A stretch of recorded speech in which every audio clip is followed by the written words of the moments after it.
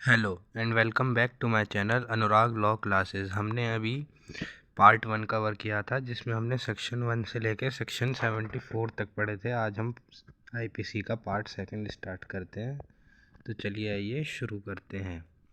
Section 76 bound bye law in good faith when law ask a person to do something के इसमें बताया गया section 76 में कि कब जब कोई पर्सन जब लॉ किसी पर्सन से कोई काम करवाने के लिए कहता है तो वो पर्सन बाउंड बाय लॉ होता है। इसमें एक ये लैटिन मैक्सिम है, इग्नोरेंशिया फैक्ट एग्जीक्यूसेट इग्नोरेंशिया जूरिस नॉन एग्जीक्यूसेट। इसका मतलब है ignorance of fact is excusable and ignorance of law is not एग्जीक्यूजेबल।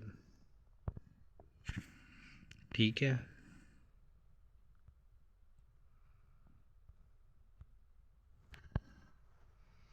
इसमें एक एग्जांपल है a soldier A soldier fires on a mob by the order of superior officer। कि एक सोल्जर है वो मॉब पे फायर कर देता है सुपीरियर ऑफिसर की ऑर्डर पे। तो A has committed no offence. क्यों? क्योंकि वो बाउंड बाय लॉ था। Doing a legal duty is not an offence. इसमें अब एक दूसरा केस आता है चरणदास नारायण सिंह वर्सेस स्टेट 1950। इसमें बताया गया है कि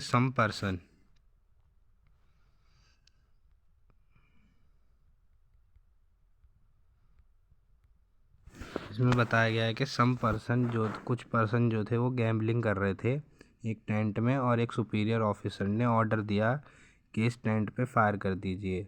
और जो छोटा ऑफिसर था उसने फायर कर दिया जिसमें कि एक पर्सन की डेथ हो गई। तो उस छोटे ऑफिसर ने प्लीड करा, B pleaded that he shot on the command of superior officer, के वो ने सुपीरियर ऑफिसर के कमांड पे फायर करा था। मगर court said that the order of superior officer wholly unjustified and unlawful. ये जो सुपीरियर ऑफिसर का जो ऑर्डर था वो अनजस्टिफाइड और अनलॉफुल था, इसलिए वो लायबल होगा और वो ओबे करने के लिए नहीं था। इसमें अब एक दूसरा केस है Chamanlal versus emperor. Chamanlal versus emperor 1918 पुराना केस है। इसमें था कि जेल का वार्डन था, वो बहुत सारे प्रिजनर को बुरी तरीके से मारता है और मारने के बाद में जो हेड वार्डन जो है वो डिफेंस करता है कि he been acting under the order of superior officer, के सुपीरियर ऑफिसर के ऑर्डर के अंडर वो काम कर रहा था। तो कोर्ट ने कहा कि court did not accept the defence as they were engaged in illegal act, के वो प्रिजनर्स को मार रहे थे इसलिए उन्होंने एक इलीगल एक्ट किया। ठीक है, आगे बढ़ते हैं। Hence there is no question of good faith और मिस्टेक ऑफ फैक्ट और mistake of law.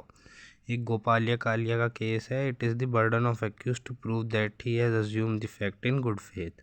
Section 77 act of जजेस एक्टिंग जुडिशली, इसमें जज आ जाते हैं। सेक्शन 78 में है act done pursuant to judgement और ऑर्डर ऑफ कोर्ट, के कोई भी अगर एक्ट किया जाता है किसी जजमेंट के द्वारा या फिर कोर्ट के ऑर्डर के द्वारा तो वो मान्य होगा।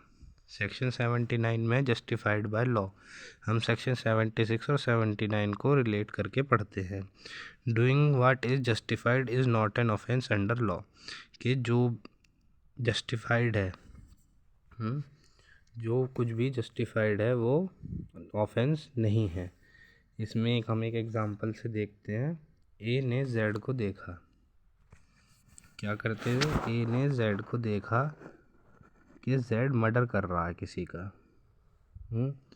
तो ए ने अपने प्राइवेट डिफेंस में अपने फुल पावर यूज़ करते हुए अथॉरिटीज़ को बुलाया और उसमें बाद में जब इन्वेस्टिगेशन हुई तो पता चला कि A has committed no offence though it may turn out that Z was acting in self defence. ठीक है, बहुत आसान सा केस है, कुछ ज़्यादा बड़ी बात भी नहीं है इस एग्जांपल में कि जब ए ने जेड को देखा कि वो मर्डर करते हुए, तो ए ने सारी अपनी पावर यूज़ करके जेड को अथॉरिटीज़ पे दिया, मगर ए ने कोई मर्डर नहीं किया था, ए अपना सेल्फ डिफेंस यूज़ कर रहा था। एक इसमें केस है R versus Prince. In the present suit it was held that wrong assumption regarding the age of girl can't be considered as mistake of fact. ठीक है कि किसी भी गर्ल की एज मिस्टेक ऑफ फैक्ट मानी नहीं जाएगी अगर आप उसे किडनैप कर लेते हैं तो। Because this assumption was not in good faith and the accused shall be liable because can't be considered as mistake of fact but mistake of law। R versus Toulson का एक नेक्स्ट केस है। A person consider her wife, कि एक person होता है वो अपनी wife को डेड कंसीडर कर लेता है कि वो मर गई है या फिर खो गई है, और वो 7 साल के बाद हैज़ लॉस्ट, और वो पर्सन जो है 7 साल के बाद शादी कर लेता है। तो it was held that the accused was considered his act to be justified by law, कि जो एक्यूज्ड है उसने अपने एक्ट को जस्टिफाइड बाय लॉ प्रूव कर दिया था, तो वो गिल्टी नहीं होगा, hence she he shall be not be liable. फिर इसमें एक नेक्स्ट केस आता है भाऊ जीवाजी वर्सेस मुंजिल दयाल। मुंजिल दयाल वाले केस में ये है कि एक पुलिस ऑफिसर होता है, वो एक पर्सन को पकड़ लेता है जो कि क्लॉथ लेके जा रहा होता है, मगर जब पुलिस ऑफिसर उस पर्सन से क्वेश्चन करता है तो वो जो पर्सन है वो अनेबल होता है, कोई मतलब आंसर नहीं देता पुलिस ऑफिसर को। तो पुलिस ऑफिसर के मन में एक सस्पिशंस पैदा होता है, तो वो उसे एक थीफ समझ के अरेस्ट कर लेता है। ठीक है, तो it was held by the Bombay high court that police officer was peacefully and perfectly bound by law and he has not make any mistake. तो इसमें ये हेल्ड किया गया था कि पुलिस ने सस्पिशंस के आधार पे उस पर्सन को क्या कहते हैं उस पर्सन को अरेस्ट किया है, तो वो परफेक्टली बाउंड बाय लॉ है। ठीक है, and he did not make any mistake, और उन्होंने कोई मिस्टेक भी नहीं की है। Respect to arresting that person he shall not be liable for such offence. ठीक है, अब आते हैं नेक्स्ट आगे सेक्शन 80 एक्सीडेंट, जो हमें बताता है एक्सीडेंट क्या होता है। ठीक है, इसमें हम देखते हैं एक्सीडेंट क्या होता है कि एक कोई भी काम किया गया है, एक्सीडेंट सेक्शन 80। ठीक है, इसमें हमें बताया गया है कि विदाउट क्रिमिनल इंटेंशन और नॉलेज, कि पहला तो विदाउट क्रिमिनल इंटेंशन और नॉलेज होना चाहिए। डन बाय एक्सीडेंट और मिसफॉर्च्यून, के मिसफॉर्च्यून द्वारा हो गया हो और एक्सीडेंट द्वारा हो गया हो। लॉफुल एक्ट डन इन लॉफुल मैनर, के कोई लॉफुल एक्ट किया कर रहे थे और लॉफुल मैनर में कर रहे थे।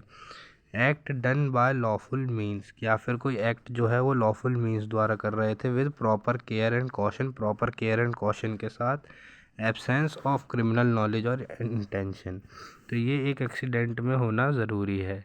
इसके लिए क्या है कि lawful act in lawful manner, done act done bye lawful means with proper care and caution और एब्सेंस ऑफ क्रिमिनल नॉलेज और इंटेंशन, तो वो एक्सीडेंट माना जाएगा। ठीक है, अब आगे बढ़ते हैं। इसमें केस है टुंडा वर्सेस आर। इसमें दो रेसलर थे, वो फाइट कर रहे थे। तो इसमें एक रेसलर ने दूसरे रेसलर को ऐसी पटकी दी कि दूसरा रेसलर वहीं मर गया। तो कोर्ट ने ये हेल्ड किया कि जो रेसलर है जिसने उसे पटकी दी तो वो बाय एक्सीडेंट था, उसने ये जान के नहीं किया। ठीक है, अब आगे आते हैं act of necessity section 81। Section 81 हमें बताता है nothing is an offence. Nothing is an offence merely because he has knowledge that such act may cause harm if that act was done in good faith without any criminal intention only to prevent other harm। ठीक है, इसमें एक Latin maxim है Kwid necessities non habit लीगम, के मतलब necessity does not abide by law, कि आप कोई ऐसा काम नहीं कर सकते जो कि लॉ के खिलाफ हो और आप उसे बता दें कि ये नेसेसरी था। ठीक है, इसमें 3 प्रिंसिपल दिए गए हैं। इसमें जो 3 प्रिंसिपल दिए गए हैं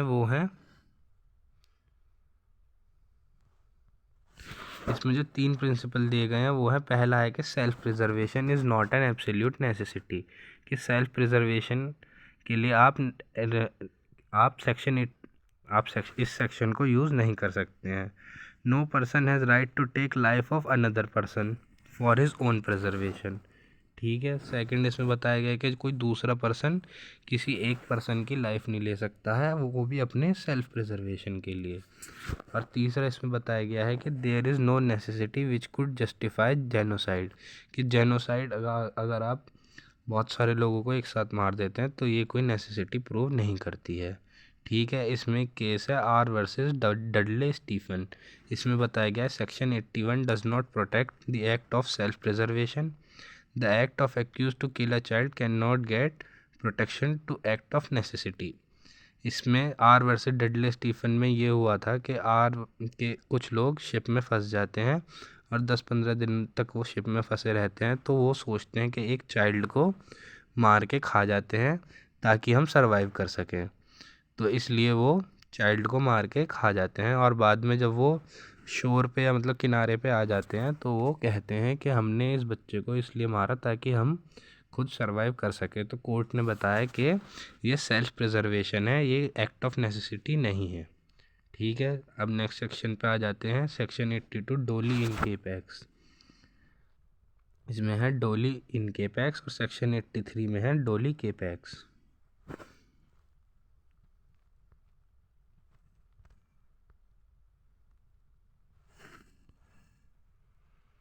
ठीक है। सेक्शन 82 में है डोली इन केपेक्स और सेक्शन 83 में है डोली केपेक्स। ठीक है। डोली इन केपेक्स कौन होता है कि act of child under 7 year of age, के कोई 7 साल से छोटा बच्चा अगर कोई क्रिमिनल एक्ट करता है तो उसको हर तरीके से माफ़ कर दिया जाएगा, चाहे वो किसी का मर्डर ही क्यों ना कर दे। ठीक है। सेक्शन 83 में दे रखा है doli capax child above 7 year under 12 year of age immature understanding. इसमें दिया गया है child is not guilty of an offence if his maturity of understanding is not up to the level of the nature and consequence of his conduct, कि कोई भी child जो है guilty नहीं होगा जिसके अंदर की मेच्योरिटी ना हो और अंडरस्टैंडिंग ना हो कि वो किस लेवल का एक्ट, या फिर वो उसके नेचर, उस एक्ट का नेचर उसे ना पता हो, या फिर उसे ये ना अंडरस्टैंडिंग हो, या फिर उसके अंदर कोई मैच्योरिटी नहीं हो, तो वो बच्चा लायबल नहीं होगा। अब हम आ जाते हैं सेक्शन 84 में, बहुत इम्पॉर्टेंट सेक्शन है अनसाउंड माइंड। अनसाउंड माइंड कौन होता है? जो कि इनकेपेबल होता है अपने एक्ट को, जो इनकेपेबल होता है knowing the nature of the act. Unsoundness of mind इसे कहते हैं। इसमें एक मैग्नॉटन केस था, बहुत इम्पोर्टेंट केस था। इन दिस केस 5 क्वेश्चन इसमें पूछे गए थे जो कि इंसैनिटी को बताते हैं। इसमें जो बहुत इम्पोर्टेंट 5 क्वेश्चन थे वो, और इसका जो फैक्ट है वो ये है कि एक मैग्नॉटन था, उसने स्कॉटलैंड के प्राइम मिनिस्टर को मारने की कोशिश, मैग्नॉटन था स्कॉटलैंड का, और उसने ब्रिटिश प्राइम मिनिस्टर को मारने की कोशिश की, मगर उनने गलती से उसके सेक्रेटरी को मार दिया। और उसने बाद में कहा कि मैं तो थोड़ा इंसेन हो गया था उस टाइम पे, तो मुझे पता नहीं चला। इसमें एक लीगल मैक्सिम है नॉन कॉम्पस मेंटिस, इसका है नॉट ऑफ अनसाउंड माइंड। एक इसमें आता है मेडिकल और legal insanity. If there are sufficient ground to hold a person is suffering from insanity it is a case of medical insanity. Case में बताया गया है कि अगर कोई पर्सन के पास सफिशिएंट ग्राउंड है, कि अगर किसी पर्सन के पास सफिशिएंट ग्राउंड है इंसैनिटी के लिए, तो वो मेडिकल इंसैनिटी माना जाएगा। मगर लीगल इंसैनिटी में वो उसे प्रूव करना पड़ेगा कि that at the time of commission of crime he was unsound and he was unable to know the nature of his act. एक इसमें नेक्स्ट पॉइंट है कि medically a person may be certified sane और insane but legally he will be held insane if he successfully proves the requirement of this section. इसमें बताया गया कि medically कोई पर्सन इंसेन हो सकता है, मेडिकली कोई पर्सन इंसेन माना जा सकता है, मगर सेन इंसेन माना जा सकता है, मगर लीगली वो इंसेन माना जाएगा, अगर वो सक्सेसफुली इस सेक्शन के रिक्वायरमेंट्स को प्रूव कर देता है। इसमें फिर नेक्स्ट पॉइंट है, if he fails to do the law presumes him insane even though medically he may be insane at that time। और अगर वो फेल हो जाता है, if he fail to prove कि वो अगर इस सेक्शन के रिक्वायरमेंट को प्रूव नहीं कर पाता है तो वो सेन माना जाएगा, तब चाहे वो मेडिकली इनसेन उस टाइम पे हो। ठीक है, अब नेक्स्ट सेक्शन पे आते हैं, section 85, involuntary intoxication against his will. इसमें क्या है कि ये भी अनसाउंडनेस ऑफ माइंड की तरह ही होता है, बस इसमें क्या है कि इनवॉलेंट्री इंटॉक्सिकेशन किया गया है कि उसकी विल के खिलाफ, incapable of knowing the nature of the act. इसके कुछ एसेंशियल हैं कि incapable of knowing the nature of the act, doing what is either wrong और contrary to law, intoxicated against his will और विदाउट हिज नॉलेज, तो वो involuntary intoxication में आएगा। ठीक है, नेक्स्ट आते हैं वॉलेंट्री इंटॉक्सिकेशन। वॉलेंट्री इंटॉक्सिकेशन में क्या है कि पर्सन ने खुद अपनी मर्जी से इंटॉक्सिकेटेड हुआ है। A person does the act in state of intoxication shell be liable. इसमें बताया गया है कि उसमें तो लाइबल नहीं होता ऊपर वाले में 85 में, मगर इसमें लाइबल होगा कि अगर कोई पर्सन वॉलेंट्री इंटॉक्सिकेशन करता है और वो कोई एक्ट कर देता है तो he shall be liable as if he had some at the same knowledge if he had not been intoxicated. ठीक है, कोई बड़ी बात नहीं कह रहा है। आइए आगे चलते हैं। इसमें केस है Vasudev versus state, AIR 1956 supreme court. इसमें बताया गया है कि एक एक्यूज्ड था, वो वेडिंग लंच अटेंड करने गया और उनने एक बॉय से कहा कि तुम थोड़ा साइड हो जाओ ताकि मैं एक आराम से कन्वीनियंट सीट मुझे मिल जाए। तो जो बॉय था वो साइड हुआ नहीं, डिड नॉट मूव, तो एक्यूज्ड ने उसे वहीं गोली मार दी और उसने बोला कि आई वाज इंटॉक्सिकेटेड। तो कोर्ट ने हेल्ड करा कि आपने वॉलेंटरी इंटॉक्सिकेशन किया था तो आप मर्डर के लिए लायबल होंगे। ठीक है, आगे आ जाते हैं सेक्शन 87 में, वॉलेंटाइन नॉन फिट इंजूरिया।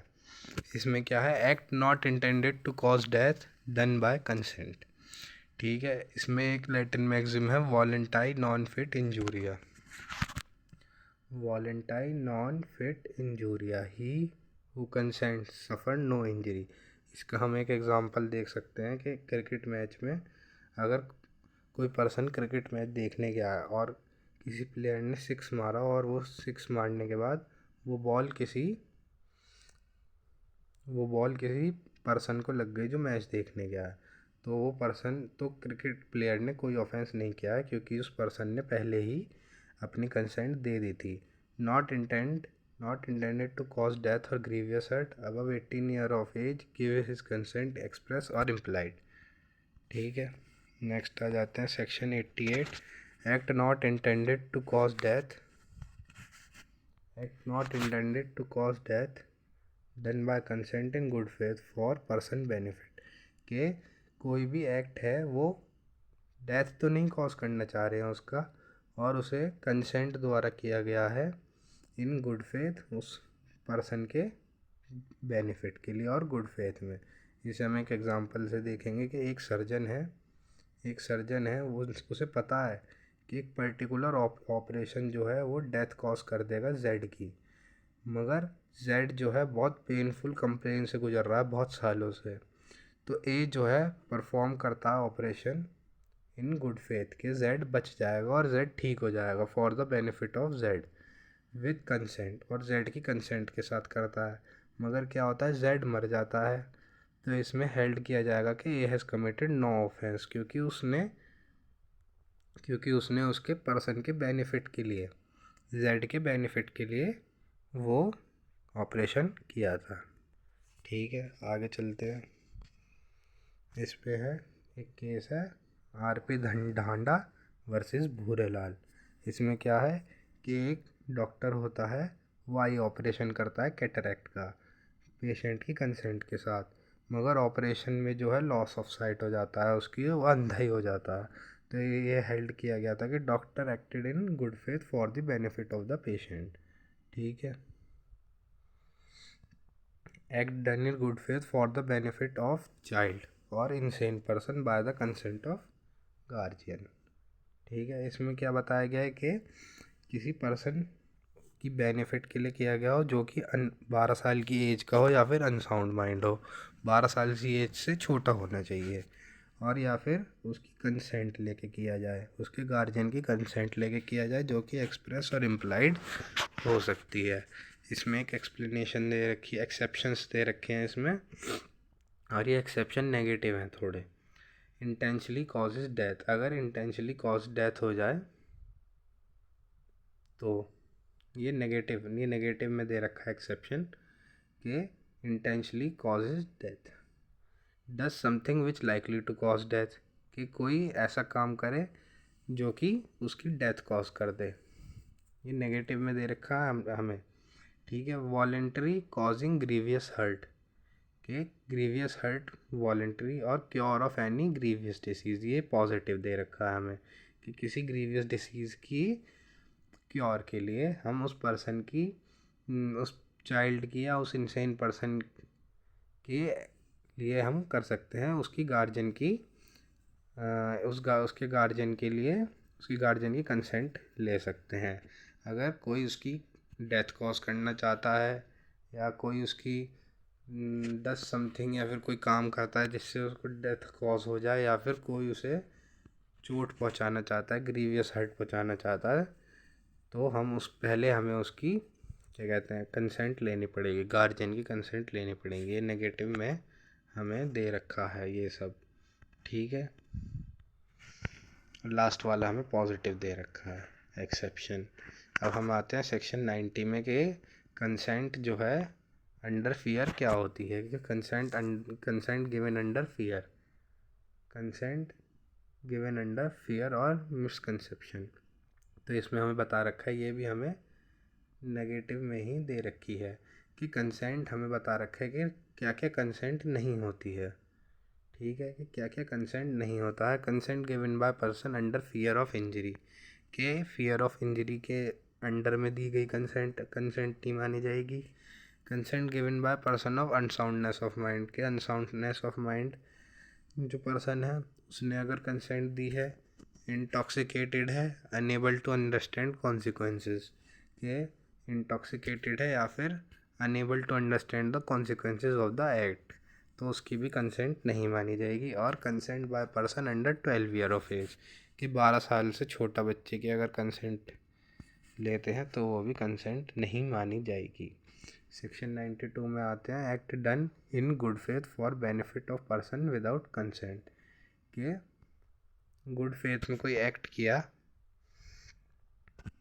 कोई गुड फेथ में एक्ट किया और वो भी पर्सन उस पर्सन के बेनिफिट के लिए किया, मगर उसकी कंसेंट नहीं ली।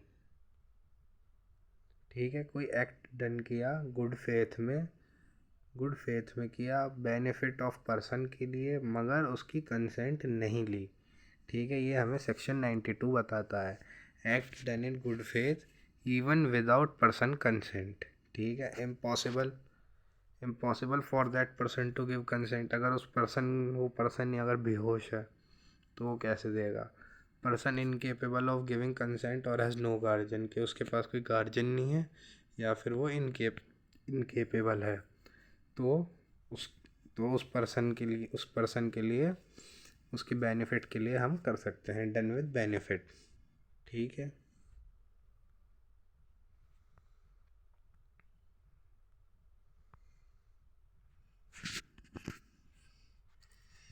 Done with benefit. अब इसके एक्सेप्शन जो है वो पढ़ लेते हैं एक एक करके। 4 एक्सेप्शन है। इंटेंशनल कॉजिंग डेथ, कि उसकी डेथ कॉज नहीं करनी चाहिए, likely to cause death, voluntary causing death, abetment of any offence. और इसका एक एक्सप्लेनेशन है, mere pecuniary benefit is not benefit, कि कोई अगर आपने कोई छोटा मोटा बेनिफिट कर दिया है उस तो वो कोई बेनिफिट नहीं माना जाएगा। बहुत ग्रेव सिचुएशन में ही आप ये काम कर सकते हैं। ठीक है, नेक्स्ट सेक्शन पे आते हैं, communication made in good faith. इसमें हम एक एग्जांपल से समझेंगे कि कम्युनिकेशन, किसी को कम्युनिकेट किया गया है इन गुड फेथ।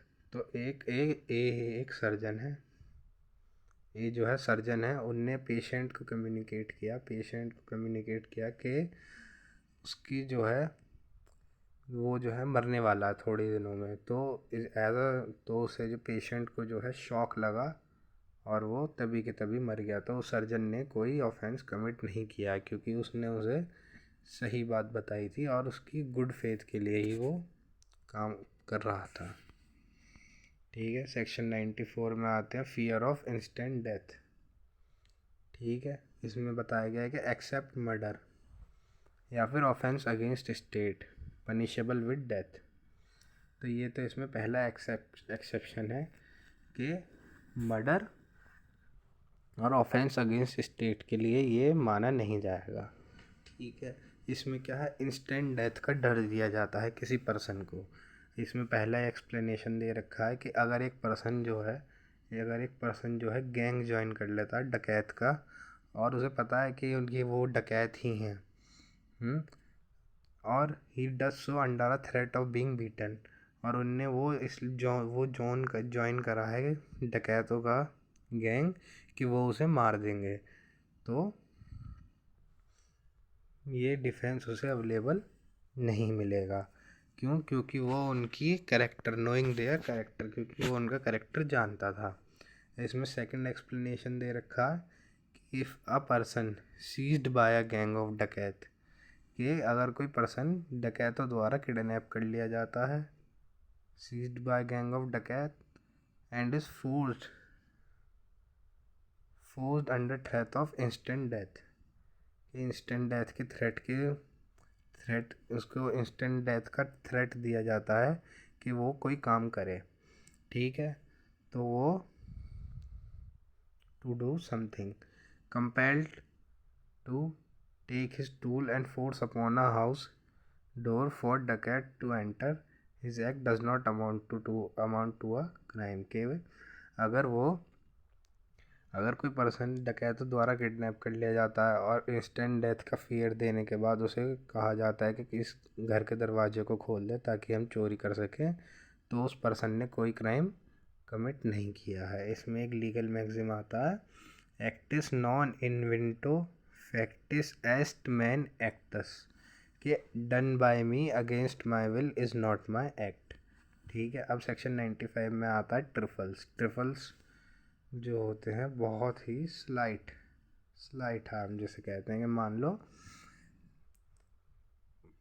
बहुत छोटा सा कोई स्लाइट हार्म कर दिया, कि मान लीजिए मैं आपसे पेन मांगता हूँ और मैं आपका पेन वापस नहीं करता हूँ काम होने के बाद, तो इसकी आप FIR नहीं करवाओगे क्योंकि ये बहुत स्लाइट हार्म है, ट्रिफल्स है ये।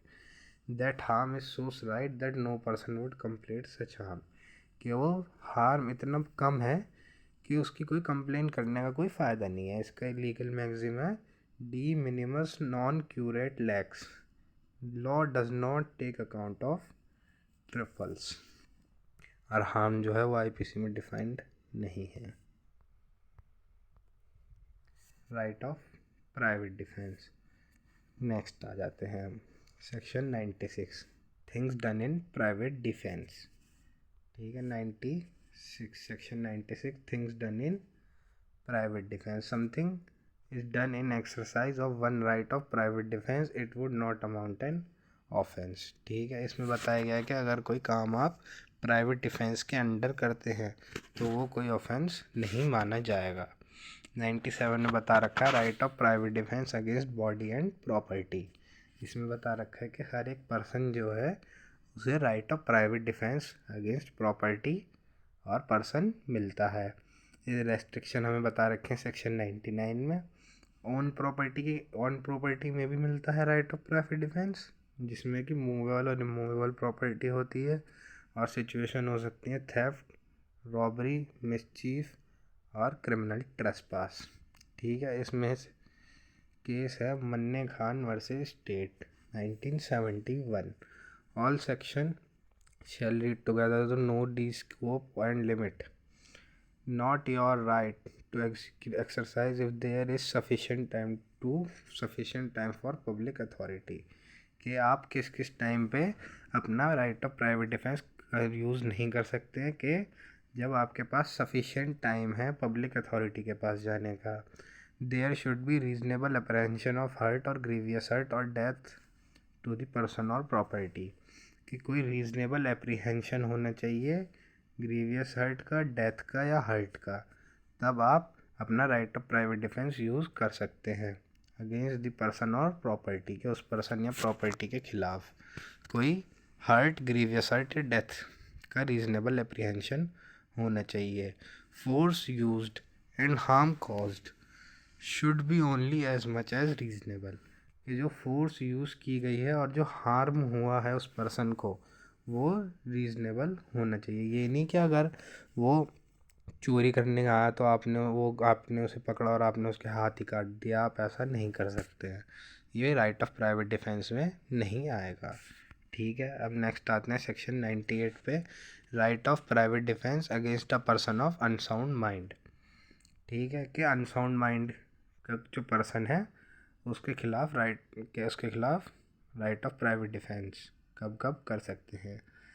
Person acting mistake of fact, ये हमने ऊपर पढ़ा था, डोली इन केपेक्स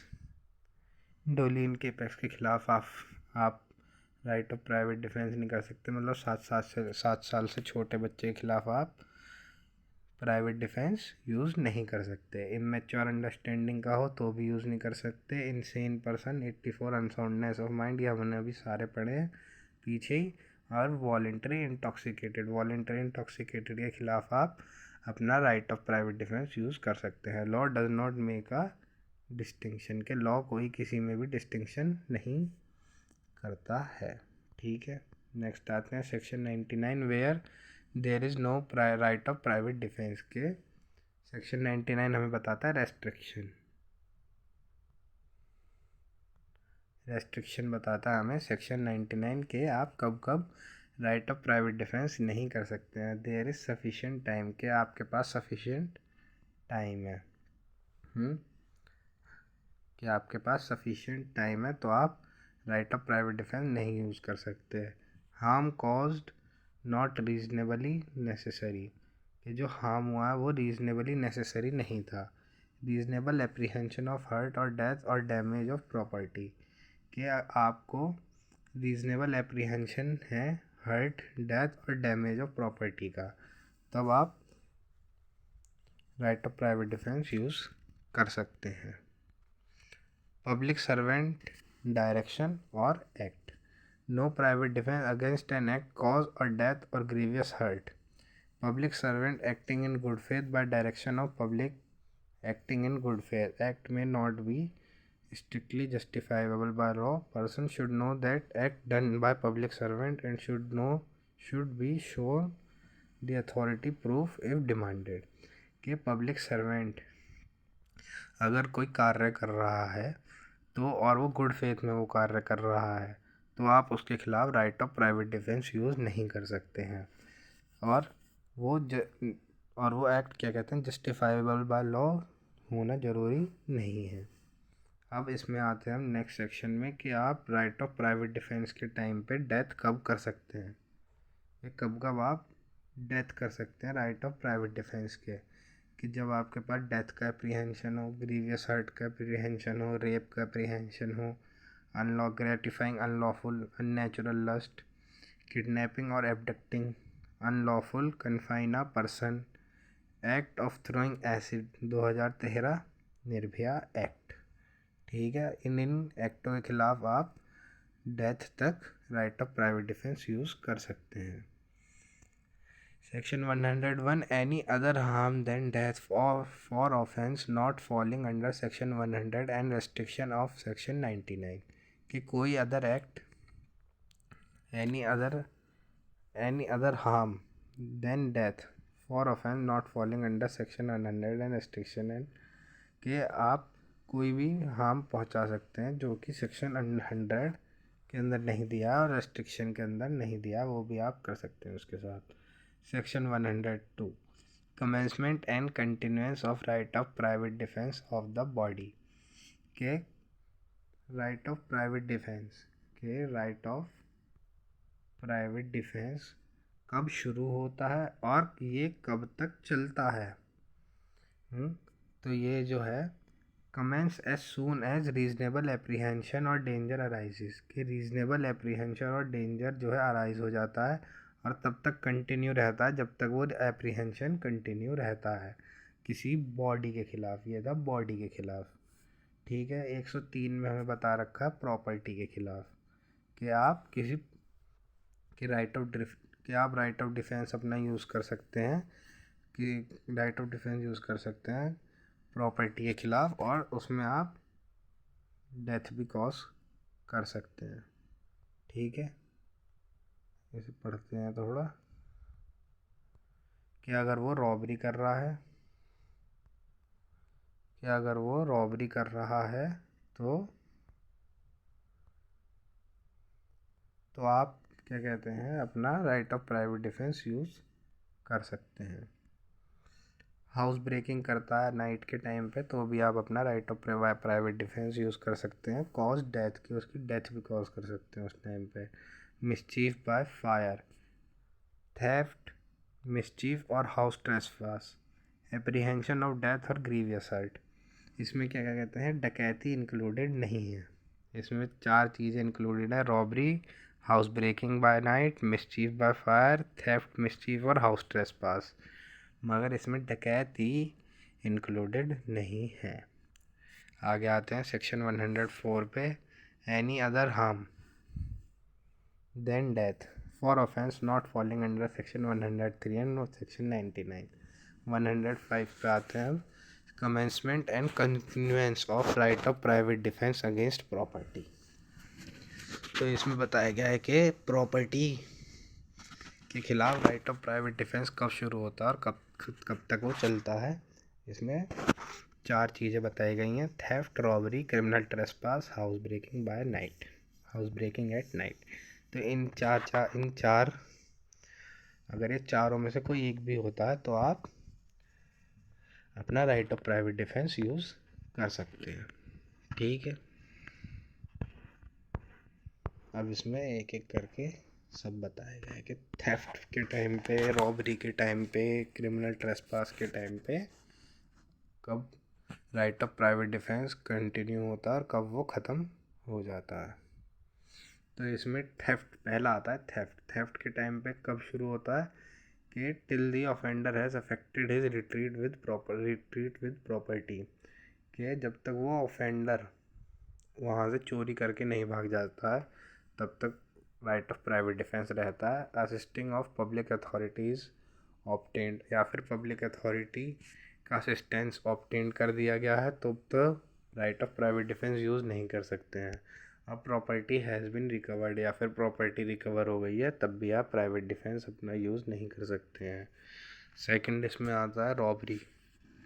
तो रॉबरी के टाइम पे प्राइवेट डिफेंस आप यूज़ कर सकते हैं टू एनी पर्सन डेथ, कि उसकी डेथ कर सकते हैं उस टाइम पे, हर्ट कर सकते हैं या फिर उसे पकड़ के भी रख सकते हैं।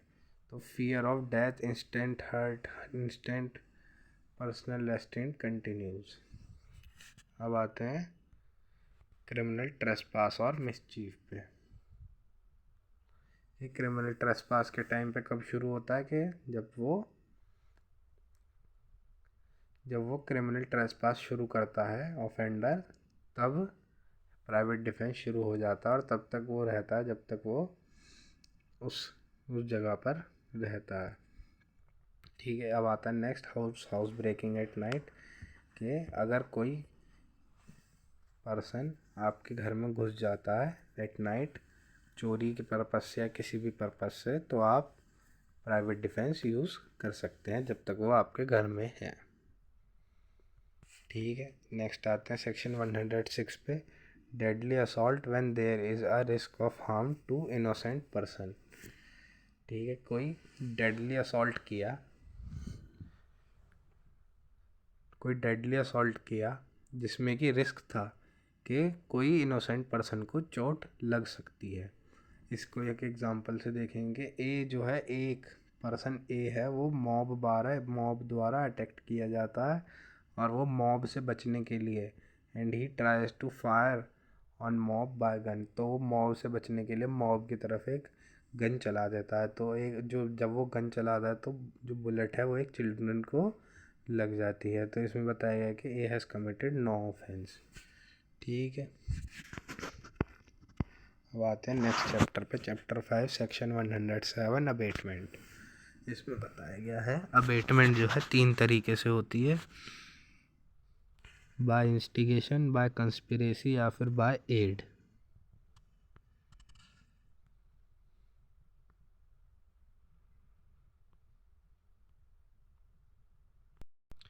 तो इसमें बताया गया है कि encourage someone to do something wrong to commit a crime, कि किसी को एनकरेज करना कि वो कोई गलत काम करे और वो कोई क्राइम कमिट करे। तो इसमें बाय इंस्टिगेशन है, बाय कंस्पिरेसी है और बाय एड है।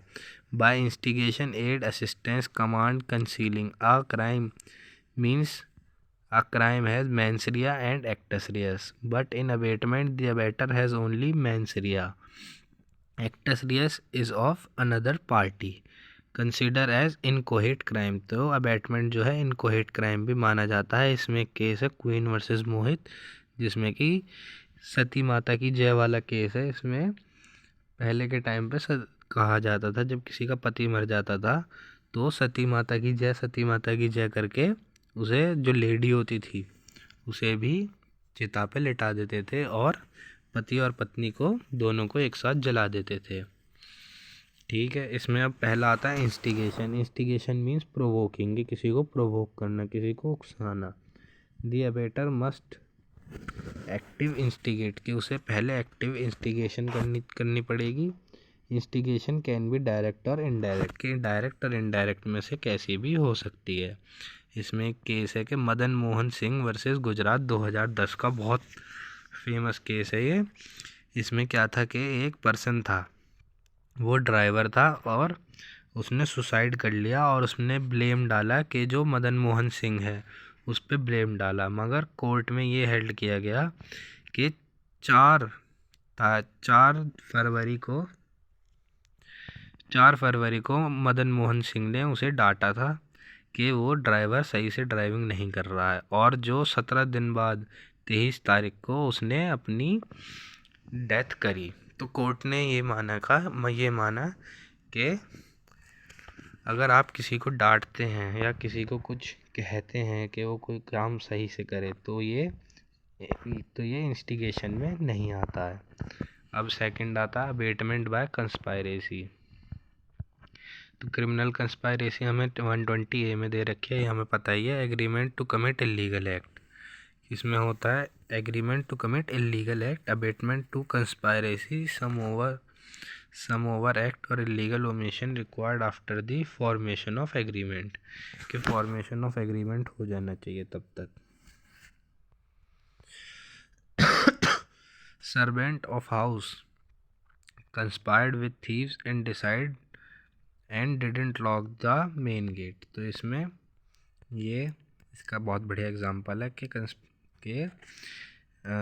अबेटमेंट बाय क्रिमिनल कंस्पिरेसी, कि जो सर्वेंट है वो कंस्पायरेसी करता है चोरों के साथ कि आप जो है रात को आ जाइए और चोरी कीजिए और मैं ताला नहीं लगाता हूँ। अब आते हैं अबेटमेंट बाय एड के। अबेटमेंट बाय एड क्या होता है? कमेंसमेंट ऑफ द एक्ट और eight the time of commission of act, facilitate the commission of act, के उस एक्ट को उस टाइम पे फैसिलिटेट करना। अबेटर प्रोवाइड असिस्टेंस, ठीक है, या कि अबेटर जो है असिस्टेंस प्रोवाइड करता है। Abetting by aid there must be active role of abettor, कि इस अबेटिंग बाय एड में एक्टिव रोल होता है अबेटर का। सेक्शन 108 में हमें अबेटर दे रखा है, एक्सप्लेनेशन 1 में इलीगल ओमिशन दे रखा है। A spectator is not an abetter, but an act of illegal omission may qualify as an offense। ठीक है, जो एक स्पेक्टेटर होता है वो अबैटर नहीं होता है, मगर कोई इलीगल ओमिशन का एक्ट है तो वो अबैटर माना जाएगा। इसका एग्जांपल है कि पुलिस को अगर हम कोई कंप्लेन करने गए और पुलिस ने कोई एक्शन नहीं लिया। सेक्शन एक्सप्लेनेशन सेकंड है, result non necessary for holding abettor liable, कि कोई रिजल्ट जो है वो नेसेसरी नहीं है कि अबैटर को लाइबल करने के लिए। Abettor is still liable if the abetted is incomplete to commit a crime. ठीक है, but abettor is still liable, के जो अबैटर है वो तब भी लाइबल होगा अगर उनने किसी को अबैट किया और उसने जिसको अबैट किया वो उस क्राइम को पूरा नहीं कर पाया, तब भी अबैटर जो है लाइबल होगा। एक्सप्लेनेशन 4 बताती है कि abetment of an abetment is also crime, कि ए ने बी को उकसाया, बी ने सी को उकसाया और इन तीनों ने मिलके फिर डी को उकसाया कि तुम सुसाइड कर लो, तो ये सब भी ए बी सी डी के सुसाइड के लिए लाइबल होंगे। ठीक है, एक्सप्लेनेशन 5 हमें बताती है, not necessary that conspiracy is with the person who commits the crime, only necessary is that abettor has engaged in the conspiracy.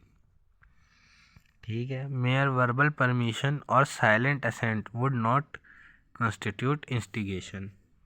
A tells B that he intends to loot a bank. A succeeds in looting bank. B cannot be said instigated.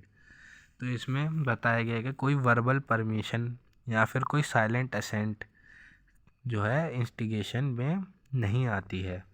और इसमें एक example दे रखा है कि ए जो है एक person है, वो बी को बताता है कि वो एक बैंक लूटने वाला है और ए ने जो है बैंक लूट लिया, तो इसमें ये नहीं कहा जा सकता कि बी ने उसे उकसाया था बैंक लूटने के लिए। सेक्शन 108 ए में आता है, if abatement is done in India but the offence is done in outside India it is still punishable, कि अगर आपने अबैटमेंट तो इंडिया में करा मगर जो क्राइम हुआ वो आउटसाइड इंडिया हुआ, तो जो अबैटमेंट करने वाला पर्सन है वो तब भी पनिशेबल होगा। पनिशमेंट फॉर अबैटमेंट, तो पनिशमेंट फॉर अबैटमेंट हमें दे रखी है 109 से 120 तक। तो 109 टू 114 में हमें दे रखे हैं, अबैटेड ऑफेंस इज कमिटेड और the offence committed is reasonably foreseeable, कि जो अबैटेड ऑफेंस किया गया है वो रीजनेबली फोर्सिएबल था। 115 116 में हमें पनिशमेंट दे रखी है, अबैटेड ऑफेंस नॉट कमिटेड और नॉट कमिटेड फुल्ली, कि जो अबैटेड ऑफेंस है या तो कमिटेड ही नहीं हुआ और वो कमिट हुआ तो वो फुल्ली कमिटेड नहीं हुआ। 117 में बता रखा है, abetting offence by the public more than 10 people. 118 19 20 में बता रखा है, concealing design to commit offence. तो इसमें आते हैं हम पहले वाले फैक्टर पे अपने 109 टू 114। तो 109 में बता रखा है, abetted act is committed in consequence to the abetment, कि अबैटेड एक्ट जो है वो कमिट किया गया है इन कॉन्सिक्वेंस ऑफ अबैटमेंट, तो उसे सज़ा मिलेगी। 110 में बता रखा है, when the intention of the abetted is different than the intention of the abettor, तो जिसने अबैट किया उसकी तो इंटेंशन अलग थी, मगर जो अबैट हुआ और उसकी इंटेंशन अलग है तो भी इसके लिए इसे पनिशमेंट मिलेगी। और सेक्शन 111 में बताया गया, व्हेन डिफरेंट एक्ट डन, कि अगर कोई डिफरेंट एक्ट करा गया, Z to poison C T by Y, कि जेड जो है, इसे हम एग्जांपल से देख रहे हैं कि जेड जो है सी की टी को पॉइजन मिला देता है उसमें, मगर उसे वाई पी लेता है, तो भी जेड लाइबल होगा पनिशमेंट के लिए। 112 में आते हैं, when the abetted did extra offence in addition of the offence to the offence which was abetted, कि कोई एक्स्ट्रा ऑफेंस कर दिया गया है जो कि अबेटेड ऑफेंस से एक्स्ट्रा है। इसमें एक एग्जांपल है कि police officer tries to arrest A B instigate A to resist his arrest.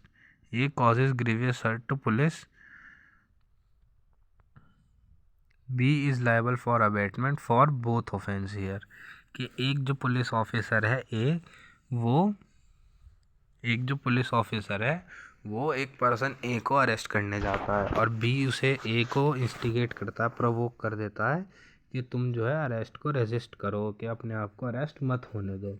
तो इस चक्कर में ए जो है ग्रीवियस हर्ट कर देता है पुलिस ऑफिसर को। तो बी जो है इन दोनों ऑफेंस के लिए लाइबल होगा, कि एक तो रेजिस्ट करने के लिए और ग्रीवियस हर्ट के लिए, दोनों के लिए बी लाइबल माना जाएगा। When different effect from intended effect occurs, कि आपने सोचा तो कुछ था मगर हो गया कुछ, तब भी वो लाइबल माना जाएगा। सेक्शन 114 में when abettor is present when the offence is committed,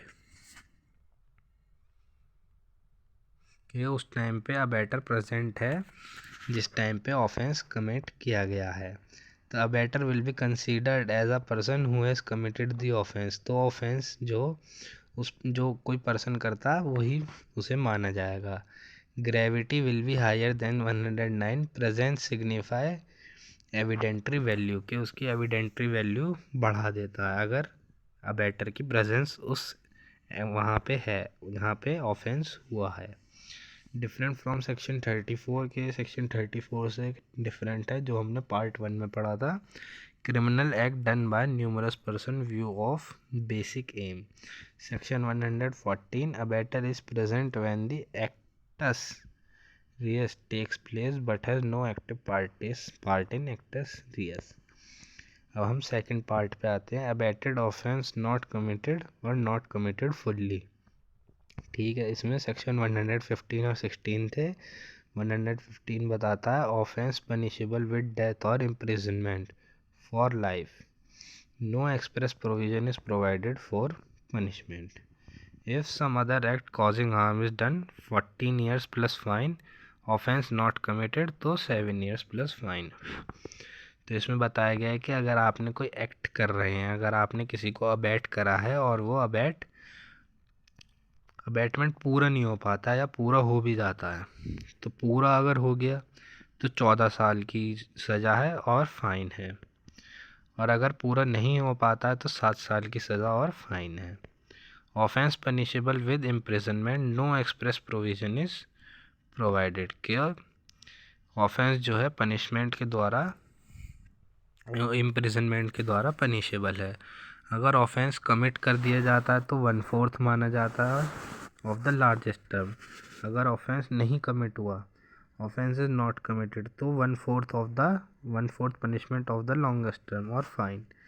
तो उसे ये सज़ा मिलेगी कि 1/4 ऑफ द लॉन्गेस्ट टर्म और फाइन।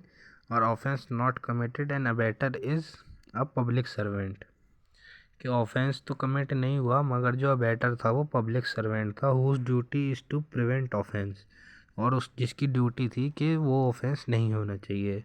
तो half of the longest term of provided, के उसे फिर सज़ा मिलेगी जिसने वो क्राइम किया है, तो उसे वो हाफ मिलेगी उसकी सज़ा। Abetting offence by public more than 10 people up to 3 year और फाइन और both. Concealing design to commit offence, तो इसमें किसी कोई डिज़ाइन को कंसील करना, मतलब किसी चोरी के डिज़ाइन को, जैसे आप बैंक में जाएंगे तो आपको प्लान करना पड़ेगा, डिज़ाइन करना पड़ेगा पूरा प्लान, और उसे कंसील रखना पड़ेगा ताकि किसी और को पता ना चले, तो इसके लिए भी आप लायबल माने जाएंगे। सेक्शन 119 में दे रखा है कि पब्लिक सर्वेंट अगर अबैट करता है किसी को, तो अगर पब्लिक सर्वेंट किसी को अबैट करता है तो वो क्राइम पनिशेबल विद डेथ और इम्प्रिजनमेंट ऑफेंस कमिटेड, कि कोई क्राइम पनिशेबल विद डेथ है या फिर इम्प्रिजनमेंट है और वो ऑफेंस कमिट कर दिया गया है, तो उस पब्लिक सर्वेंट को 10 years की सज़ा मिलेगी। Crime punishable other than death और लाइफ इम्प्रिजनमेंट, कि क्राइम जो है वो पनिशेबल है डेथ और लाइफ इम्प्रिजनमेंट के अलग, तो half of the longest term या फिर फाइन। या फिर ऑफेंस नॉट कमिटेड, या फिर ऑफेंस हो ही नहीं पाता है तो 1/4 ऑफ द लॉन्गेस्ट। सेक्शन 118 में आते हैं other other than public servant के, पब्लिक सर्वेंट के अदर अगर करे तो 7 साल की सज़ा, अगर ऑफेंस कमिट हो गया और ऑफेंस कमिट नहीं हुआ तो 3 साल की सज़ा। सेक्शन 120 में आते हैं crime is punishable with imprisonment के, अगर क्राइम जो है पनिशेबल है इम्प्रिजनमेंट द्वारा, तो ऑफेंस अगर कमिटेड हो गया है तो 1/4 ऑफ द लॉन्गेस्ट टर्म, और ऑफेंस अगर नहीं हुआ है तो 1/8 ऑफ द लॉन्गेस्ट टर्म। अब आते हैं सेक्शन 120A पे जो है क्रिमिनल कंस्पिरेसी। इसमें Nalini and others versus Tamil Nadu का बहुत फेमस केस है एक। When 2 or more person agreed to do a cause to be done, तो जब दो या दो से ज़्यादा पर्सन एग्री कर लेते हैं कोई इलीगल एक्ट के लिए, an act which is not illegal by illegal means, such agreement is designated a criminal conspiracy. तो ये क्रिमिनल कंस्पायरेसी मानी जाएगी अगर दो या दो से ज़्यादा पर्सन कोई इलीगल एक्ट के लिए एग्री कर लेते हैं या फिर कोई इलीगल एक्ट करते हैं लीगल मीन्स द्वारा, तो वो भी क्रिमिनल कंस्पायरेसी में आएगा। Provided that no agreement except an agreement to commit an offence shall amount to criminal conspiracy unless some act beside the agreement is done by one और more party to such agreement is pursuance thereof. Exception है इसका, it is immaterial whether the legal act is ultimate object of such agreement or is merely incidental to that object, कि वो ultimate object होना ना होना या incidental होना ज़रूरी नहीं है, आप उसके लिए लायबल होंगे। Knowledge of objective is necessary, के नॉलेज जो है ऑब्जेक्टिव की नेसेसरी है। इसमें है Maharashtra versus Somnath 1996 supreme court. तो इसमें जो है person to conspire with another he must have knowledge of what co-conspirators were wanting to achieve. Thereafter, having the intent to further the illegal act, take recourse to a course of conduct to achieve the legal end or the facilitate its accomplishment, ABC। अच्छा, तो इसमें हमें बता रखा है कि जो knowledge है ऑब्जेक्टिव की वो होना बहुत ज़रूरी है। इसमें ये बता रखा है कि अगर मान लीजिए 4 पर्सन है ABCD और ABC मिलके कोई प्लान बना लेते हैं और D को वो इंक्लूड नहीं करते हैं, तो ABC इसमें लायबल होंगे, D लायबल नहीं होगा। Criminal conspiracy can be conspiracy for civil wrong also, तो सिविल रॉन्ग के लिए भी क्रिमिनल कंस्पायरेसी हो सकती है। The definition of illegal under section 43 include civil wrong and any other kind of wrong for which action may be taken in court of law. ठीक है, criminal conspiracy is a continuing offence, तो criminal conspiracy एक continuing offence है। इसमें mutual agency भी आती है। Conspiracy is based on the idea of joint और mutual agency, so every conspirator is liable for anything done by any conspirator in furtherance of common object. तो मान लीजिए 4 पर्सन है ABCD और वो उनमें से 3 पर्सन किसी का मिलके मर्डर कर देता है, तो जो चौथा पर्सन होगा तो उसके लिए भी वो लायबल होगा क्योंकि उनका फर्दरेंस था कॉमन ऑब्जेक्ट के लिए। और ये क्यों पनिश किया जाता है ये हमें बता रखा है इस केस में, Devendra Pal Singh versus Delhi. The encouragement and support which co-conspirators give one another, rendering enterprises possible which if left to the hands of individual effort would have been impossible। तो इसे इसलिए पनिश किया जाता है क्योंकि उसे कॉन्फिडेंस मिलता है उस काम को करने का कंस्पायरेटर्स द्वारा। ठीक है, अब इसमें पनिशमेंट बता रखी है 120B में। क्रिमिनल कंस्पायरेसी की पनिशमेंट क्या है? Whenever is a party to the criminal conspiracy for the offence punishable with death, imprisonment for life और rigorous imprisonment for a term of 2 years और मोर विल बी पनिश्ड। तो इसमें बता रखा है कि अगर कोई क्रिमिनल कंस्पायरेसी करता है तो उसे रिग्रेस या लाइफ इम्प्रिजनमेंट हो सकती है 2 साल तक की। He will be punished if the same manner as if he had abetted such offence. ठीक है, ए और बी मिलके कोई कंस्पायरेसी करते हैं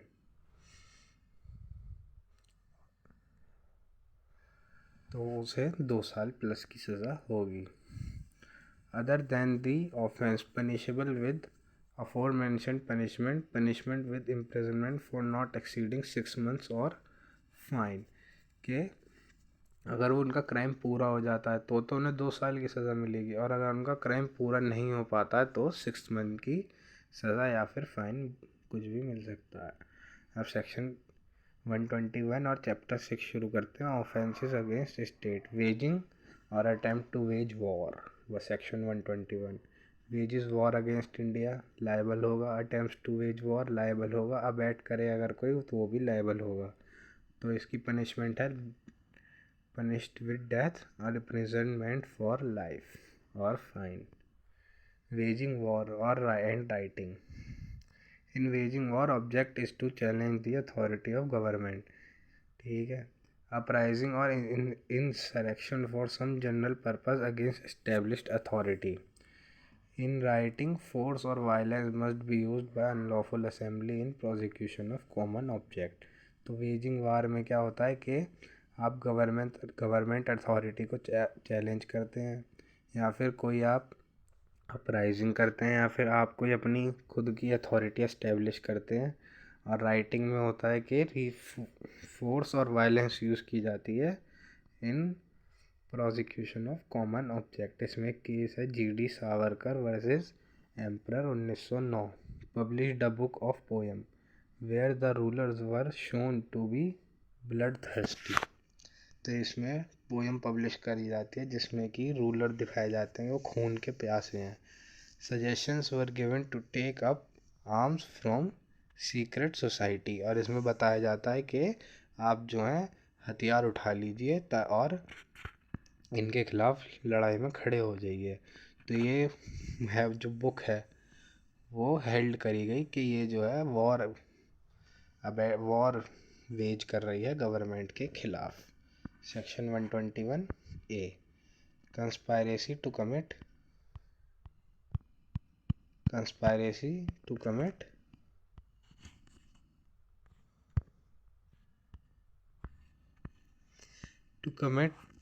वेजिंग वॉर अगेंस्ट गवर्नमेंट के आप कंस्पायरेसी भी नहीं कर सकते हैं गवर्नमेंट के खिलाफ वॉर करने के लिए। whoever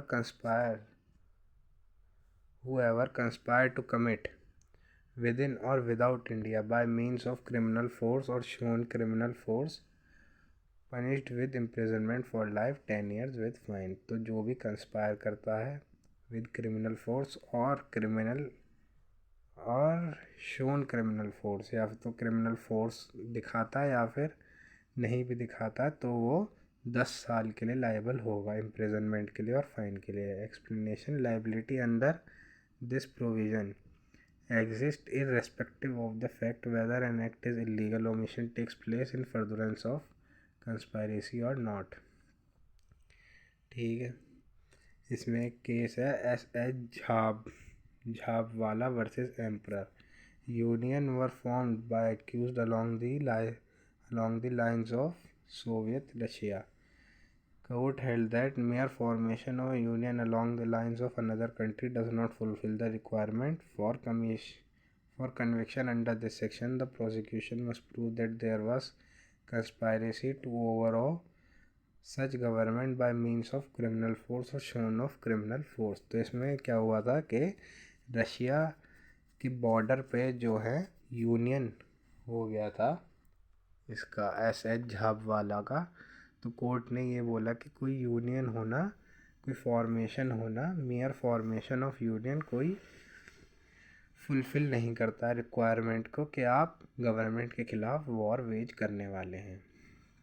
ठीक है, सेक्शन 122 में आता है कलेक्टिंग आर्म्स। अगर आप कलेक्ट आर्म्स एम्यूनेशन करते हैं तो आप लायबल होंगे।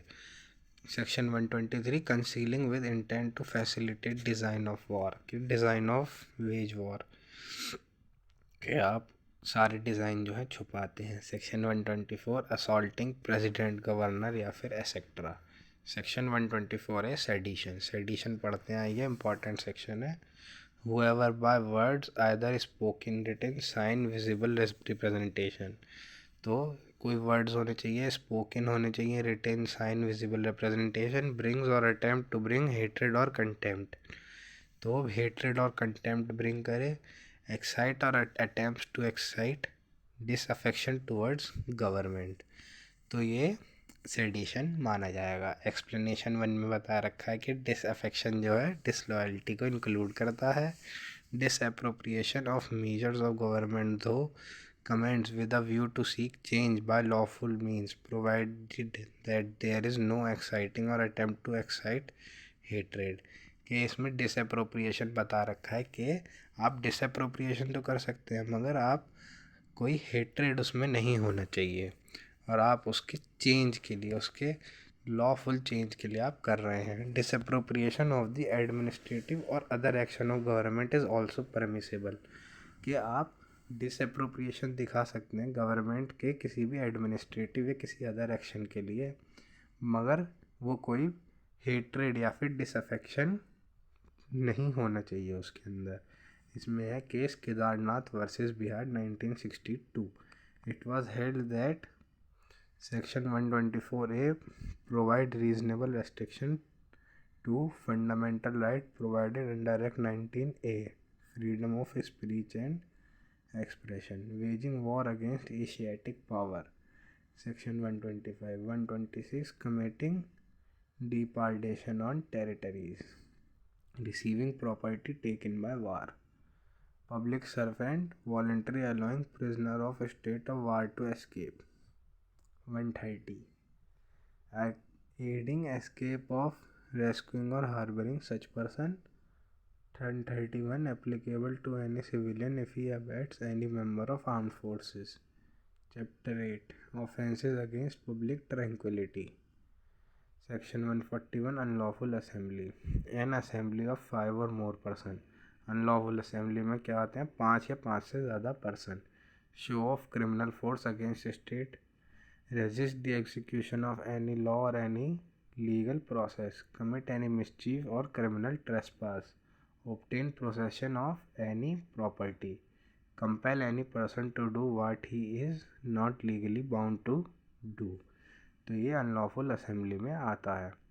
Section 142 being member of unlawful assembly, कोई भी इंटेंशनली अगर ज्वाइन कर रहा है तो वो मेंबर माना जाएगा।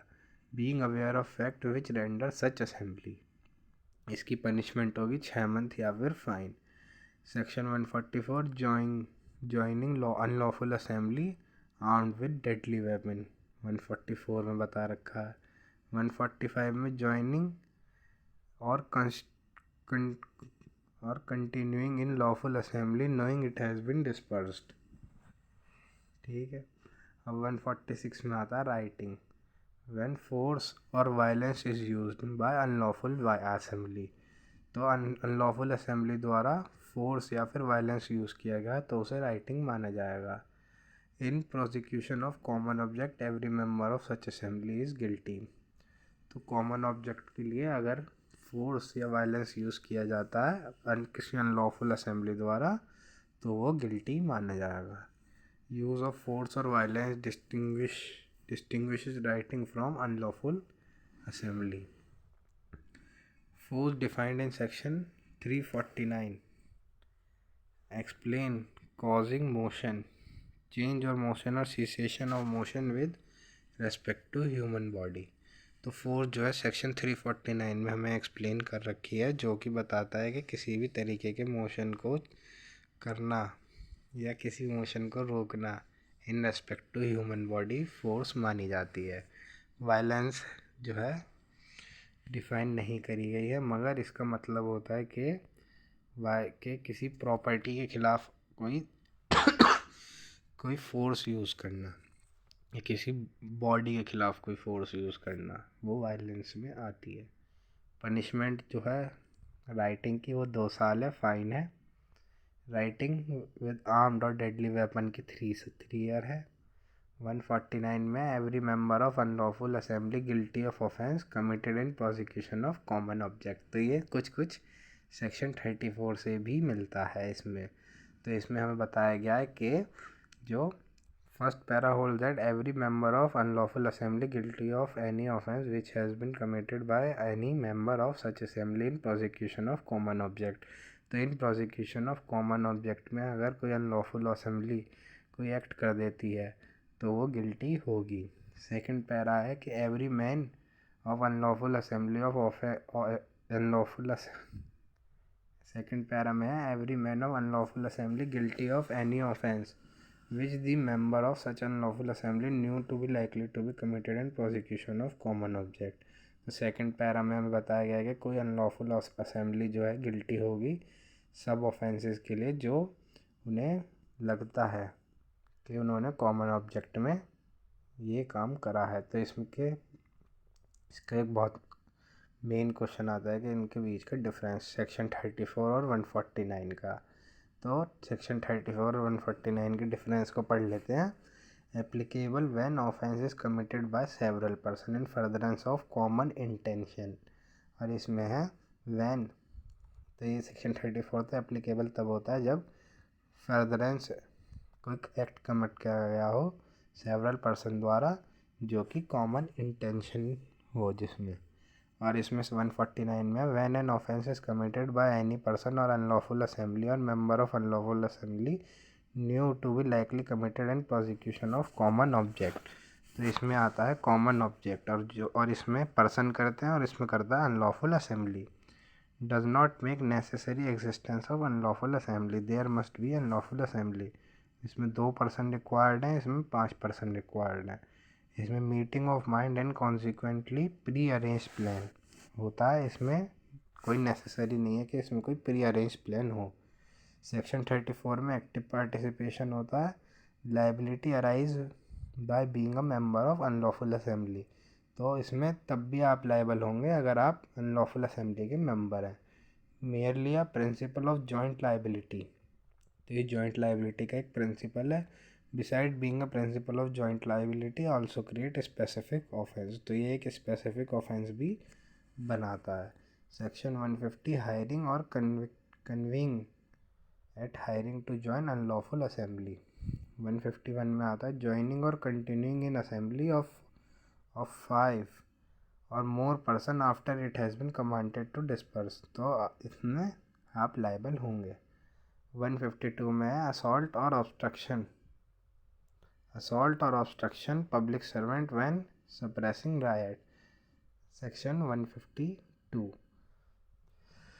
इसमें है असॉल्ट और थ्रेटन्स टू असॉल्ट के कोई पब्लिक सर्वेंट को असॉल्ट करता है या फिर उसे धमकी देता है असॉल्ट करने की। ऑब्स्ट्रक्ट और attempt to obstruct any public servant in discharge of duty. Any such public servant disperse unlawful assembly, such public servant suppress a riot or affray liable for 3 years or fine।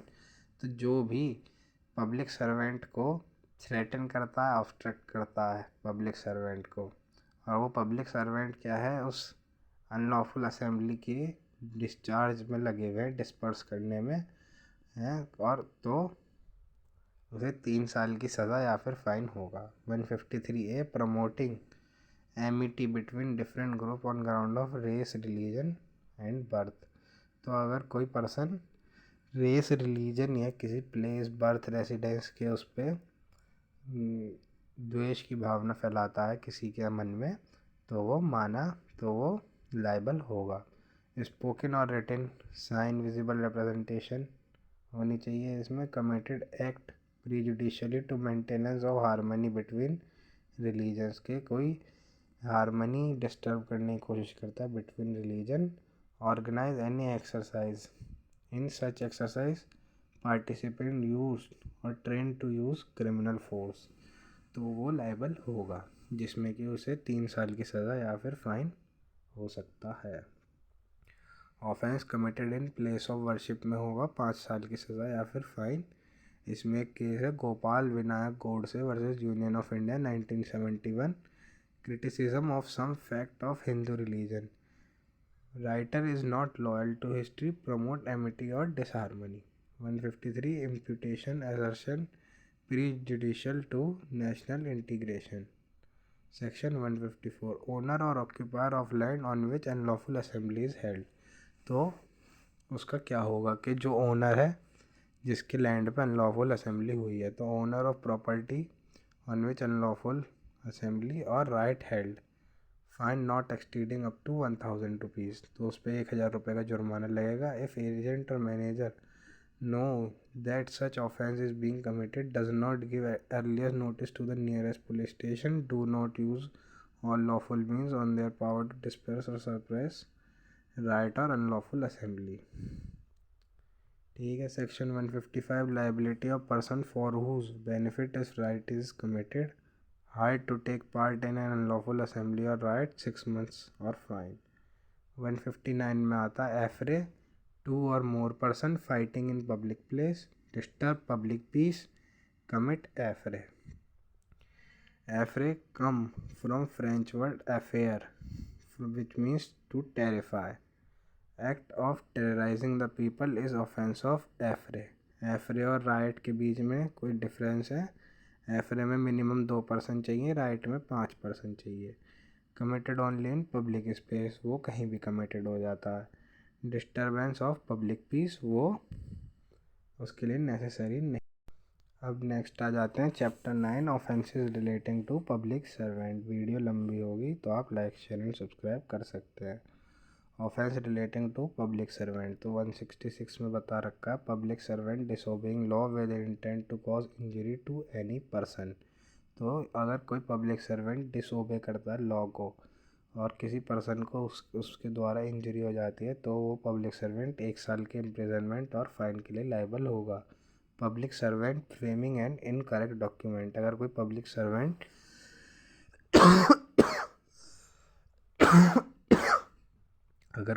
Servant incorrect document frame करता है तो उसे 3 साल की सज़ा या फिर fine होगा।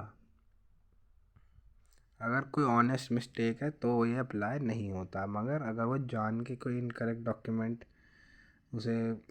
डॉक्यूमेंट बनाता है तो वो लायबल होगा। Public servant unlawful engaging in trade, अगर कोई public servant unlawful engaging in trade है तो 1 year और fine. Public servant unlawfully buying और बिडिंग प्रॉपर्टी, तो 2 साल की सज़ा और फाइन, और जो प्रॉपर्टी परचेज़ किया वो भी उसकी कन्फिस्केटेड, मतलब उसकी वो प्रॉपर्टी छीन ली जाएगी। पर्सोनेटिंग एज अ पब्लिक सर्वेंट 170, अगर कोई person simple person public servant बनने की कोशिश करता है, उसको दिखाता है कि मैं एक पब्लिक सर्वेंट हूँ मगर असल में वो पब्लिक सर्वेंट नहीं होता, तो उसे 2 साल की सज़ा और फाइन हो सकती है। Section 172 absconding to avoid summon, abscond in order to avoid summon, notice or other proceeding, imprisonment 1 month, fine 500 rupees. If summon is to attend in person or agent to produce a document or electronic record, 6 month और 1000 rupees. कि अगर कोई public servant summons summons को avoid करता है या notice को avoid करता है, कोर्ट के नोटिस को या समन्स को, तो उसे 1 month की सज़ा और 500 रुपये फाइन होगा। और अगर वो पर्सन को दिया जाता है कि कोई वो डॉक्यूमेंट प्रोड्यूस करे और या फिर कोई इलेक्ट्रॉनिक डॉक्यूमेंट प्रोड्यूस करे, इलेक्ट्रॉनिक रिकॉर्ड प्रोड्यूस करे और वो तब उसे प्रोड्यूस नहीं करता, तो उसे 6 month या फिर 1000 रुपये का फाइन होता है। सेक्शन 176 में ओमिशन टू गिव नोटिस और info to public servant by person legally bound to give, तो इसमें बता रखा है legally bound to give notice और furnish information to any public servant intentionally omits to give such information 1 month और 500 rupees का fine लगेगा। अगर कोई पर्सन लीगली बाउंड है पब्लिक सर्वेंट को कोई इन्फॉर्मेशन देने के लिए और वो उस इन्फॉर्मेशन को नहीं देता है, तो उसे 1 month की सज़ा और 500 रुपये का जुर्माना लग सकता है।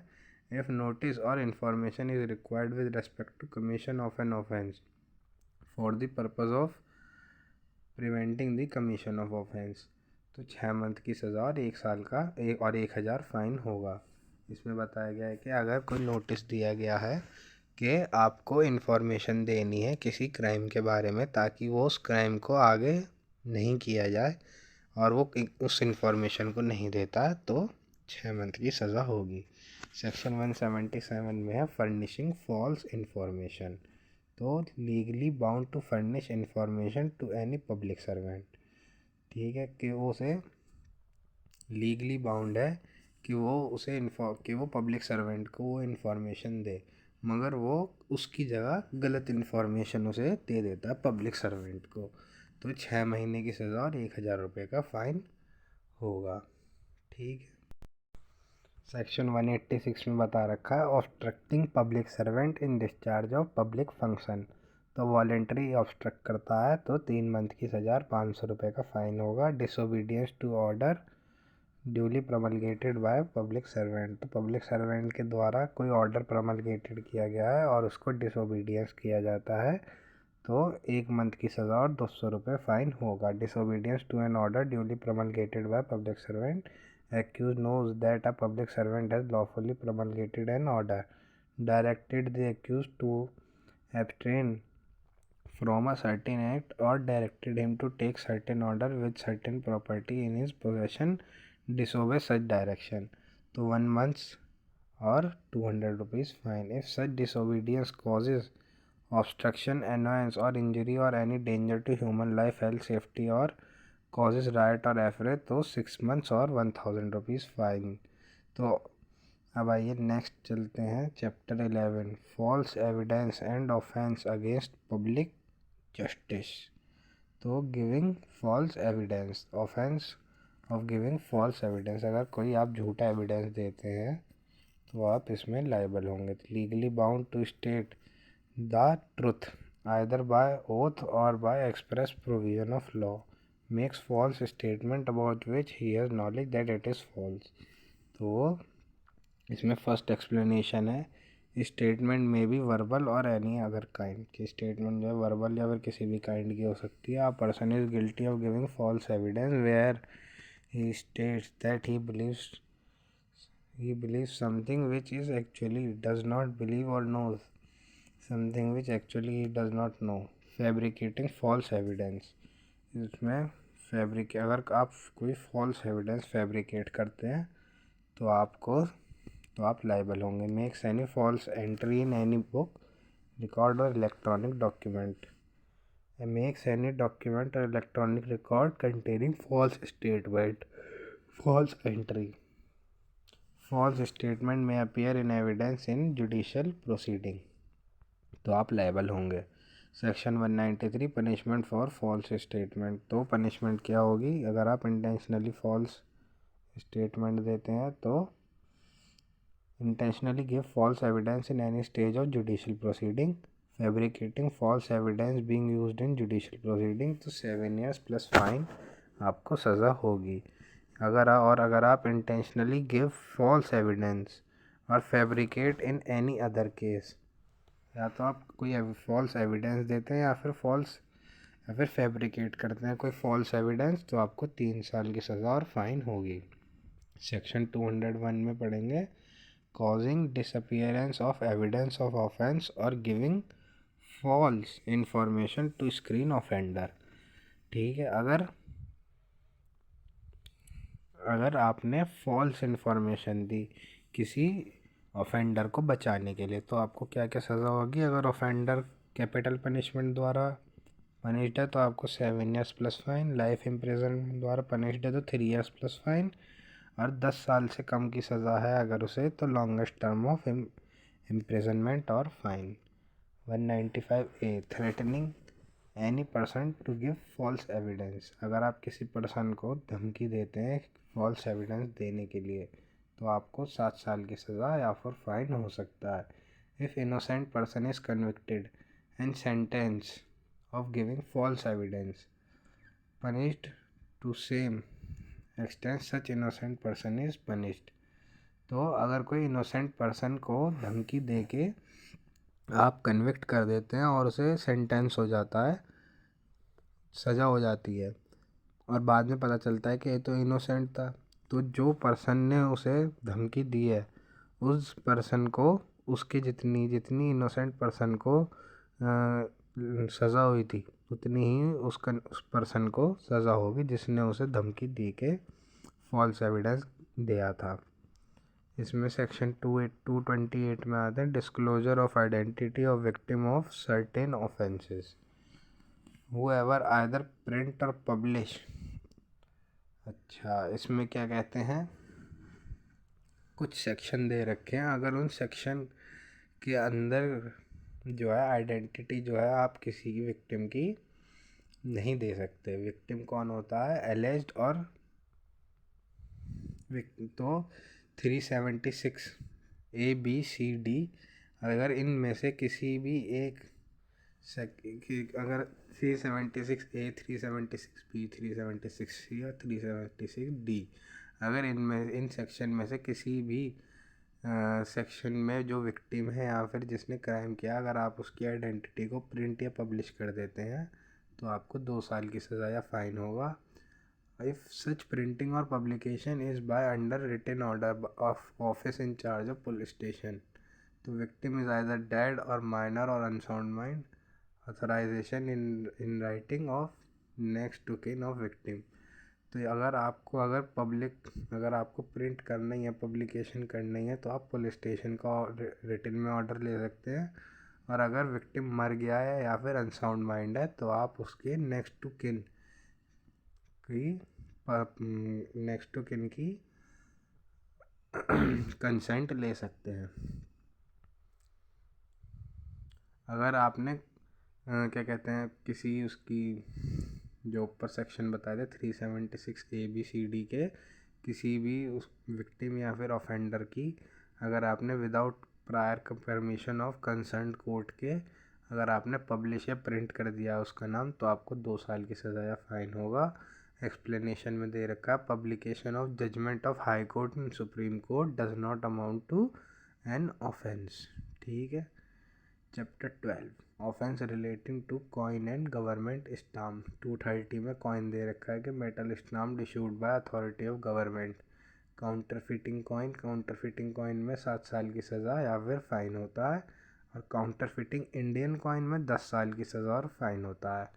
255 में काउंटरफिटिंग गवर्नमेंट स्टाम्प, तो काउंटरफिटिंग गवर्नमेंट स्टाम्प में 10 साल की सज़ा और फाइन होता है। Causing genuine stamp of one denomination to appear like a genuine stamp of different denomination. ठीक है। Chapter 14 offence affecting public health safety decency and moral. Chapter 14 तो सेक्शन 268 में आता है public nuisance, read with section 291। ठीक है।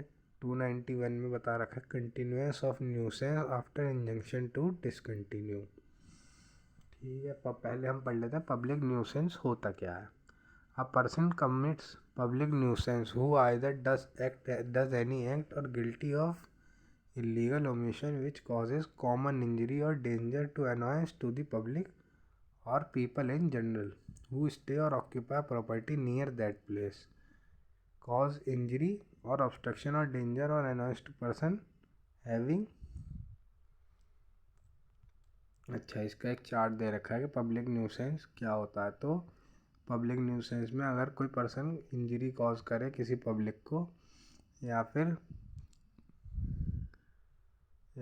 कोई nuisance create करे, कोई दंगा फसाद करे, liability for public nuisance does not cease to exist even if it causes some convenience or advantage। तो जो लाइबिलिटी ऑफ पब्लिक न्यूसेंस है, पब्लिक न्यूसेंस की जो लाइबिलिटी है वो तब ख़त्म नहीं हो जाती है अगर वो थोड़ा सा एडवांटेज दे रही है तो वो ख़त्म नहीं हो जाती है। इसमें है Awadh Kishore Sinha versus state 1980 Bihar. Parking car in front of house every night and stay in that car does not cause public nuisance. ठीक है। 269 में आता है negligent act likely to spread infection of disease danger to life. तो अगर कोई आप negligent act करते हैं जो कि इन्फेक्शन स्प्रेड कर देता है तो आपको 6 महीने की सज़ा और फाइन हो सकती है। इसमें 270 में है negligent act likely to spread infection and disease dangerous to life. तो नेग्लिजेंट एक्ट का मतलब होता है रॉन्गफुल एक्ट डन इंटेंशनली। तो अगर आपने कोई रॉन्गफुल एक्ट करा और इंटेंशनली करा तो आपको 2 साल की सज़ा और फाइन होगी। डिसोबीडियंस टू क्वारंटाइन रूल, अगर आप कोई अगर गवर्नमेंट कहती है कि ये शिप इस एरिया में रहेगा या ये वैसल इस एरिया में रहेगा और इस एरिया से इतने दिनों तक बाहर नहीं जाएगा, तो उस वैसल को वहीं रहना पड़ेगा। ठीक है, ये होता है quarantine rule.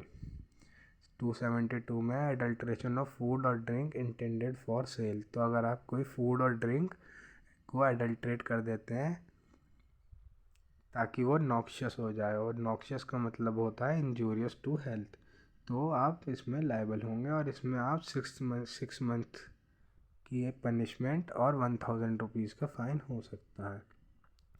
Cell of noxious food और ड्रिंक।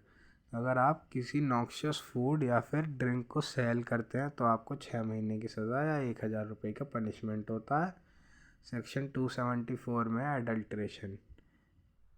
Adulteration of drug. तो अगर आप कोई ड्रग को एडल्ट्रेट करते हैं ताकि उसकी एफिशिएंसी कम हो जाए या फिर उसके फार्मूला ही चेंज कर देते हैं, तो आपको 6 महीने की सज़ा और 1000 रुपये का फ़ाइन होगा।